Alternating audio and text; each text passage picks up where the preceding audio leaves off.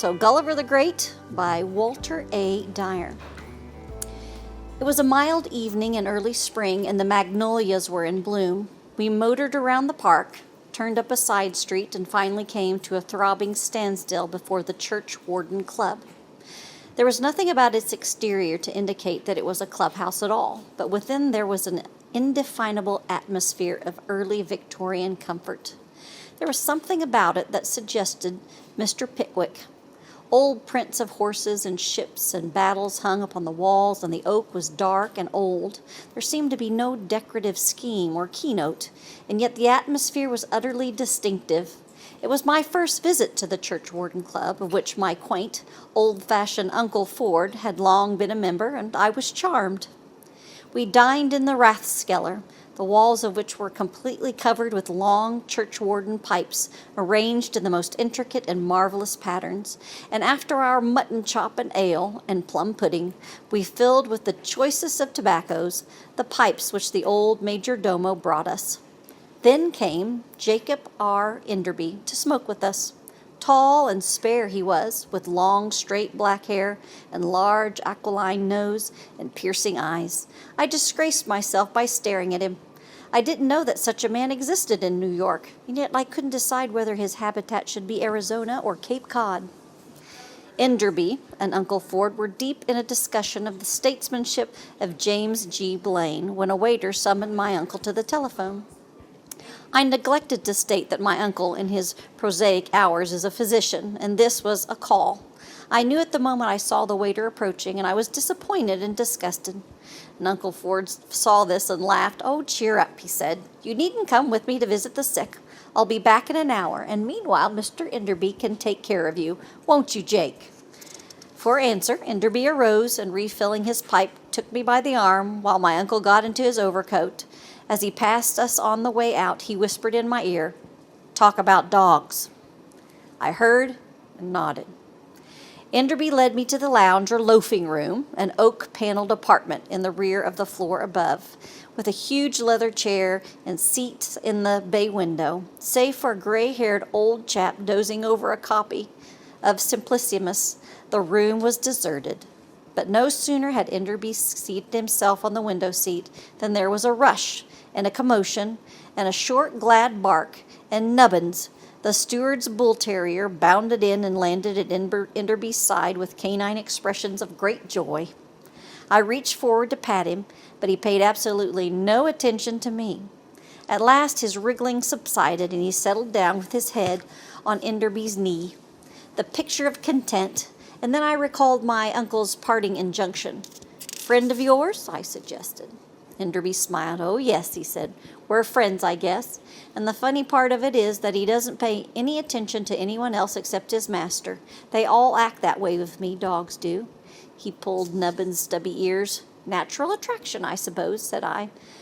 "Yes, it is," he answered, with the modest frankness of a big man. "It's a thing hard to explain, though there's a sort of reason for it in my case." And I pushed toward him a little tobacco-laden teakwood stand, hopefully. He refilled and lighted. "It's an extraordinary thing, even so," he said, puffing. "Every dog nowadays seems to look upon me as this long-lost master, but it wasn't always so. I hated dogs, and they hated me." Not wishing to say "really" or "indeed" to this big outdoor man, I simply grunted my surprise. Yes, we were born enemies. More than that, I was afraid of dogs. A little fuzzy toy dog ambling up to me in a room full of company with his tail wagging gave me the shudders. I couldn't touch the beast. And as for big dogs outdoors, well, I feared them like the plague. I would go blocks out of my way to avoid one. I don't remember being particularly cowardly about other things, but I just couldn't help this. It was in my blood, and for some reason or other, it was the bane of my existence.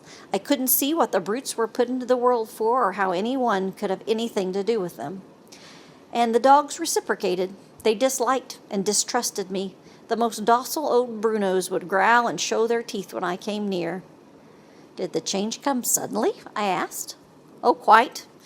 It was in 1901. I accepted a commission from an importing and trading company to go to the Philippines to do a little quiet exploring, and spent 4 months in the sickly place. Then I got the fever, and when I recovered, I couldn't get out of there too soon. I reached Manila just in time to see the mail steamer disappearing around the point, and I was mad. There would be another in 6 days, but I couldn't wait. I was just crazy to get back home. I made inquiries and learned of an old tramp steamer named Old Squaw making ready to leave for Honolulu on the following day with a cargo of hemp and stuff and a bunch of moros for some show in the States, and I booked passage on that. She was the worst old tub you ever saw. I didn't learn much about her, but I verily believe her to have been a condemned excursion boat. She wouldn't have been allowed to run to Coney Island. She was battered and unpainted, and she wallowed horribly. I didn't believe she could have reached Honolulu much before the next regular boat, but I just couldn't wait, so I took her. I made myself as comfortable as possible, bribed the cook to insure myself against starvation, and swung a hammock on the forward deck as far as possible from the worst of the vile smells. But we hadn't lost sight in Manila Bay when I discovered that there was a big dog aboard, and such a dog. I had never seen one that sent me into such a panic as this one, and he had free range of the ship. A Great Dane, and he was named Gulliver, and he was the pride of the captain's rum-soaked heart. With all my fear, I realized he was a magnificent animal, but I looked on him as a gigantic devil. Without exception, he was the biggest dog I ever saw and as muscular as a lion. He lacked some points that showed judges set store by, but he had the size and the build. I haven't seen Vohl's Vulcan and the Württemberg breed, but they were fox terriers compared to the Gulliver. His tail was as big around as my arm, and the cook lived in terror of his getting into the galley and wagging it. And he had a mouth that looked to me like the crater of Mauna Loa, and a voice that shook the planking when he spoke. I first caught sight of him appearing from behind a huge coil of cordage in the stern, and he stretched and yawned, and I nearly died of fright. I caught up a belaying pin, though little good that would have done me. I think he saw me do it, and doubtless he saw me down from an enemy then and there. We were well out of the harbor, and there was no turning back, but I would have given my right hand to be off that boat. I fully expected him to eat me, and I slept with the belaying pin sticking into my ribs in the hammock and with my revolver loaded and handy. Fortunately, Gulliver's dislike for me took the form of sublime contempt. He knew I was afraid of him, and he despised me for it. He was a great pet with the captain and crew, and even the Moros treated him with admiring respect when they were allowed on deck, and I couldn't understand it. I would as soon have made a pet of a hungry boa constrictor. On the third day out, the poor old boiler burst, and the old squaw caught fire. She was dry and rotten inside, and she burned like tinder. No attempt was made to extinguish the flames, which got into the hemp in the hold in short order. The smoke was stifling, and in a jiffy all hands were struggling with the boats, and the Moros came tumbling up from below and added to the confusion with their terrified yells. The davits were old and rusty, and the men were soon fighting among themselves. One boat dropped stern foremost, filled and sank immediately, and the old squaw herself was visibly settling. I saw there was no chance of getting away in the boats, and I recalled a life raft on the deck forward near my hammock. It was a sort of catamaran, a double platform on a pair of hollow, watertight cylindrical buoys. It wasn't 20 feet long and about half as broad, but it would have to do. I fancied it was a forgotten relic of the old excursion boat days. There was no time to lose, for the old squaw was bound to sink presently.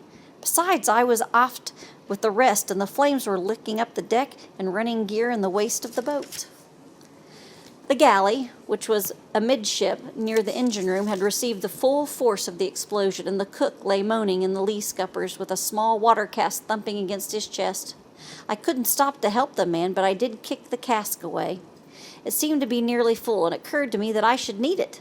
And I glanced around quickly and luckily found a tin of biscuits that had also been blown out of the galley. I picked this up and the rolling cask of water ahead of me as rapidly as I could, and I made my way through the hot, stifling smoke to the bow of the boat. Help us. I kicked at the life raft. It seemed to be sound, and I lashed the biscuits and water to it. I also threw on a coil of rope and a piece of sailcloth. I saw nothing else about that could possibly be of any value to me, so I abandoned my trunk for fear it would only prove troublesome.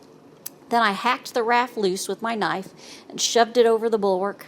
Apparently no one had seen me, for there was no one else forward of the sheet of flame that now cut the boat in two. The raft was a mighty heavy affair, but I managed to raise one end to rail. I don't believe I would have been able to heave it over under any circumstances, but I didn't have to. I felt a great upheaval, and the prow of the old squaw went up into the air, and I grabbed the ropes that I'd lashed the food on with and clung to the raft.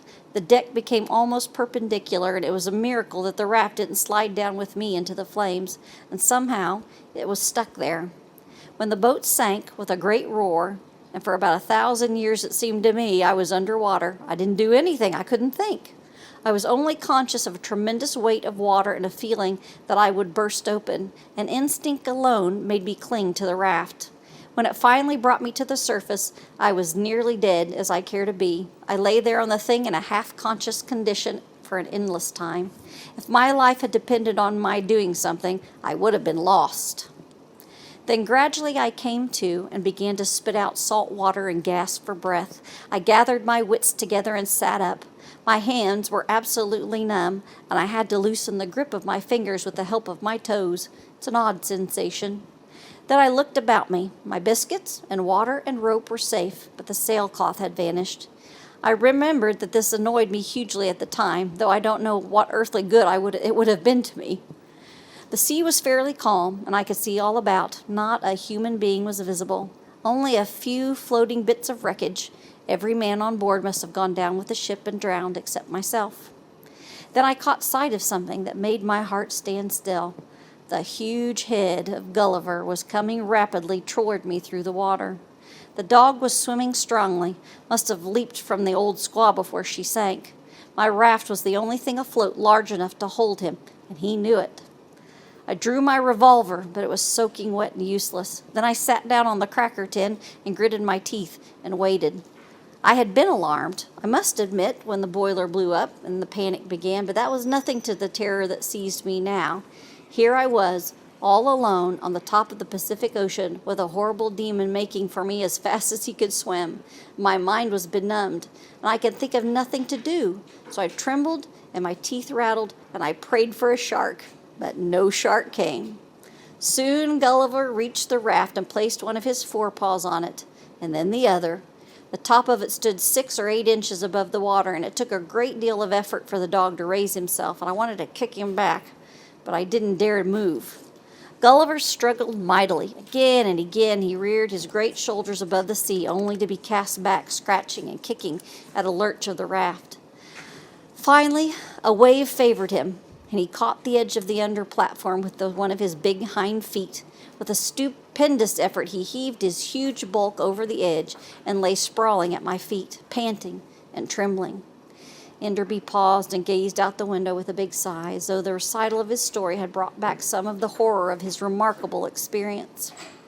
Nubbins looked up inquiringly and then snuggled closer to his friend while Enderby smoothed the white head. Well, he continued, there we were. You can't possibly imagine how I felt unless you too have been afflicted with dog fear. It was awful. And I hated the brute so. I could have torn him limb for limb if I had had the strength, but he was vastly more powerful than I could only fear him. By and by he got up and shook himself, and I cowered on my cracker tin, but he only looked at me contemptuously, went to the other end of the raft, and lay down to wait patiently for deliverance. We remained this way until nightfall. The sea was comparatively calm, and we seemed to be drifting slowly. We were in the path of ships likely to be passing one way or the other, and it would have been hopeful of the outcome if it had not been for my feared and hated companion. I began to feel faint and opened the cracker tin, and the biscuits were wet and salt water, but I ate a couple and left the cover of the tin open to dry them out. Gulliver looked around, and I shut the tin hastily, but the dog never moved. He was not disposed to ask any favors. By kicking the sides of the cask and prying with my knife, I managed to get the bung out and took a drink. Then I settled myself on the raft with my back against the cask and longed for a smoke. The gentle motion of the raft produced a lulling effect on my exhausted nerves, and I began to nod, only to wake with a start with a fear gripping at my heart. I dared not sleep. I don't know what I thought Gulliver would do to me, for I did not understand dogs, but I felt that I must watch him constantly. In the starlight, I could see that his eyes were open. Gulliver was watchful, too. All night long I kept up a running fight with drowsiness. I dozed at intervals, but never for a long time. It was a horrible night, and I cannot tell you how I longed for day and welcomed it when it came. I must have slept toward dawn, for I suddenly became conscious of broad daylight. I roused myself, stood up, and swung my arms and legs to stir up the circulation, for the night had been chilly. And Gulliver arose too and stood silently watching me until I ceased for fear. When he had settled down again, I got my breakfast out of the cracker tin, and Gulliver was restless and was evidently interested. Well, he must be hungry, I thought. Then a new fear caught me.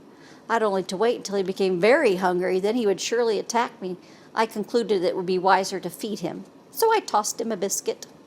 I expected to see him grab it ravenously and wondered as soon as I had thrown it if the taste of food would only serve to make him more ferocious. But at first he would not touch it. He only lay there with his great head on his paws and glowered at me. Distrust was plainly visible in his face. Never realized before that a dog's face could express the subtler emotions. His gaze fascinated me, and I could not take my eyes from him. The bulk of him was tremendous as he lay there, and I noticed the big swelling muscles of his jaw. At last he arose, sniffed suspiciously at the biscuit, and looked up at me again. "It's all right. Eat it," I cried. The sound of my own voice kind of frightened me.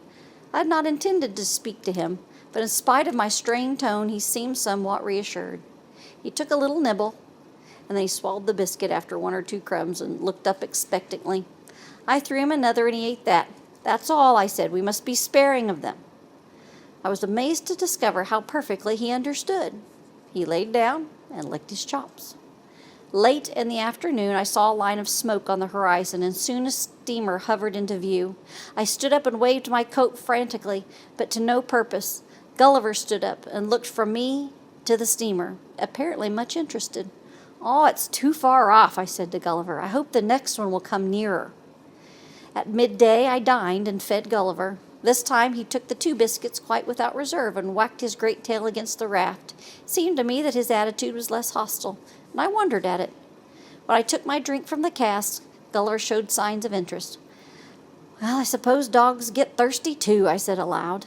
Gulliver rapped with his tail, and I looked about for some sort of receptacle and finally pulled off my shoe, filled it with water, and shoved it toward him with my foot, and he drank it gratefully.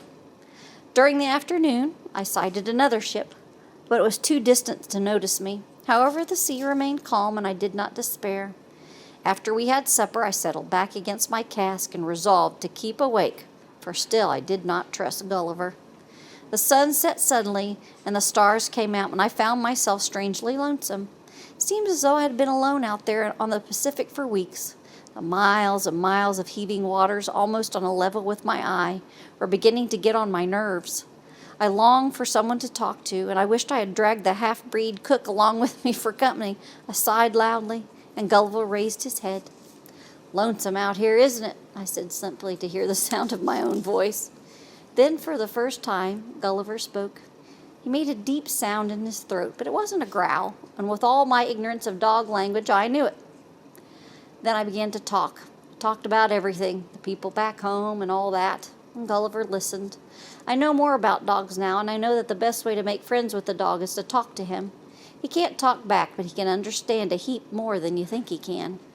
Finally, Gulliver, who had kept his distance all this time, arose and came toward me. My words died in my throat. What was he going to do? To my immense relief, he did nothing but sink down at my feet with a grunt and curl his huge body into a semicircle. He had dignity, Gulliver had. He wanted to be friendly, but he would not presume. However, I had lost interest in conversation and sat watching him and wondering. In spite of my firm resolution, I fell asleep, at length from sheer exhaustion, and never woke up until daybreak. The sky was clouded and our craft was pitching, and Gulliver was standing in the middle of the raft looking at me in evident alarm. I glanced over my shoulder, and the blackness of the horizon told me that a storm was coming, and coming soon. I made fast our slender provender, tied the end of a line about my own waist for safety, and waited. In a short time the storm struck us in all its tropical fury, and the raft pitched and tossed, now high at one end and now at the other, and sometimes almost engulfed in the waves. Oliver was having a desperate time to keep aboard. His blunt claws slipped on the wet deck of the raft, and he fell and slid about dangerously. The thought flashed across my mind that the storm might prove to be a blessing in disguise, that I might be soon rid of this brute. And as I clung there to the lashings, I saw him slip down to the further end of the raft, and his hindquarters actually over the edge, and a wave swept up over him. But still he clung, panting madly. Then the raft righted itself for a moment. As he hung there, he gave me a look I shall not forget.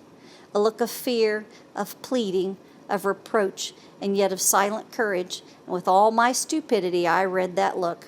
Somehow, it told me that I was the master after all, and he the dog, and I could not resist it. Cautiously, I raised myself and loosened the spare rope I had saved. As the raft tipped the other way, Gulliver regained his footing and came sliding towards me. Quickly, I passed the rope around his body, and as the raft dived again, I hung on to the rope with one hand, retaining my own hold with the other. And Gulliver's great weight nearly pulled my arm from its socket, but he helped mightily, and during the next moment of equilibrium, I took another turn about his body and made the end of the rope fast. The storm passed as swiftly as it had come, and though it left us drenched and exhausted, we were both safe. That evening, Gulliver crept close to me as I talked, and I let him. Loneliness will make a man do some strange things. On the 5th day, when our provisions were nearly gone and I had begun to feel the sinking dullness of despair, I sighted a steamer apparently coming directly toward us. Instantly, I felt new life in my limbs and around my heart. While the boat was yet miles away, I began to shout and to wave my coat. "I believe she's coming, old man," I cried to Gulliver. "I believe she's coming." I soon wearied of this foolishness and sat down to wait. Gulliver came close and sat beside me, and for the first time I put my hand on him. He looked up at me and rapped furiously with his tail. I patted his head, a little gingerly, I confess. It was a big, smooth head, and it felt solid and strong, and I passed my hand down his neck and his back and his flanks. He seemed to quiver with joy. He leaned his large body against me, and then he bowed his head and licked my shoe. A feeling of intense shame and unworthiness came over me with the realization how completely I had misunderstood him. Why should this great, powerful creature lick my shoe? It was incredible. Then somehow everything changed. Fear and distrust left me, and a feeling of comradeship and understanding took their place. We, too, had been through so much together. A dog was no longer a frightful beast to me. He was a dog. I cannot think of a nobler word, and Gulliver had licked my shoe. Doubtless it was only the fineness of his perception that had prevented him from licking my hand. I might have resented that. I put my arms suddenly around Gulliver's neck and hugged him. I loved that dog. Slowly, slowly the steamer crawled along, but still she kept to her course. And when she was about a mile away, however, I saw that she would not pass as near to us as I had hoped. So I began once more waving and yelling, and she came nearer and nearer, but still showed no sign of observing us. She was abreast of us and passing, and I was in a frenzy. She was so near that I could make out the figure of the captain on the bridge and other figures on the deck below. It seemed as though they must see us, though I realized now how low in the water we stood, and how pitifully weak and hoarse my voice was. It had been a fool to waste it, and then an idea struck me. "Speak!" I cried to Gulliver, who stood watching beside me. "Speak, old man!" And Gulliver needed no second bidding. A roar like that of all the wolves of Bashan rolled out over the blue Pacific. Again and again Gulliver gave voice, deep, full, and powerful, and his great sides heaved with mighty effort, and his red cavernous mouth opened, and his head raised high. "Good, old man!" I cried. "Good!" And again that magnificent voice boomed forth. Then something happened on board the steamer. The figures came to the side. I waved my coat and I danced, and they saw us. I was pretty well done up when they took us aboard, and I slept for 24 hours straight. When I awoke, there sat Gulliver by my bunk, and when I turned to look at him, he lifted a great paw and put it on my arm. Enderby ceased, and there was silence in the room, save for the light snoring of Nubbins. "You took him home with you, I suppose?" I asked, and Enderby nodded. "And you still have him?" I certainly wanted to have a look at that dog. But he did not answer, and I saw an expression of great sadness come to his eyes as he gazed out the windows, and I knew that Jacob Enderby had finished his story. Here we go. That is Gulliver the Great by Walter A. Dyer.